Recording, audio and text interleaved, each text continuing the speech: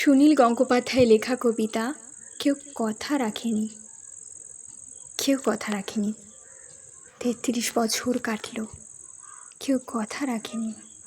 ছেলেবেলায় এক বৈষ্ণবী তার আগমনী গান হঠাৎ থামিয়ে বলেছিল, শুক্লা দ্বাদশীর দিন অন্তরাটুকু শুনিয়ে যাবে। তারপর কত চন্দ্রভুক অমাবস্যা চলে গেল, কিন্তু সেই বৈষ্ণবী আর এলো না। 25 বছর প্রতীক্ষায় আছি। মামাবাড়ির মাঝি নদের আলী বলেছিল, বড় হও দাদা ঠাকুর, তোমাকে আমি 3 প্রহরের বিল দেখাতে নিয়ে যাব। সেখানে পদ্মফুলের মাথায় সাপ আর ভ্রমর খেলা করে।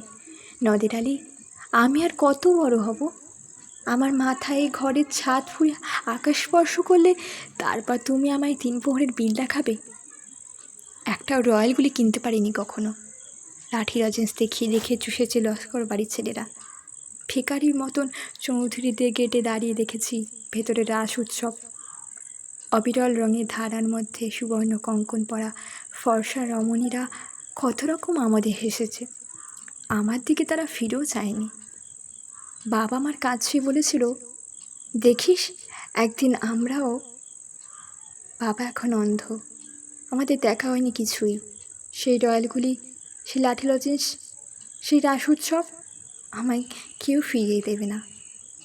বুকের মধ্যে সুগন্ধি রুমাল রেখে বরুণা বলেছিল, যেদিন আমায় সত্যিকারের ভালোবাসবে সেদিন আমার বুকেও এরকম আতরের গন্ধ হবে।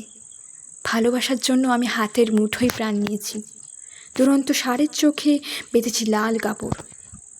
বিশ্ব সংসার তন্ন তন্ন করে খুঁজে এনেছি 108টা নীলপদ্ম। তবু কথা রাখিনি বরুণা। এখন তার বুকে শুধুই মাংসের গন্ধ। এখনও সে যে কোনো নারী।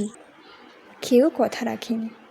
33 বছর কাটল, কেউ কথা রাখে না।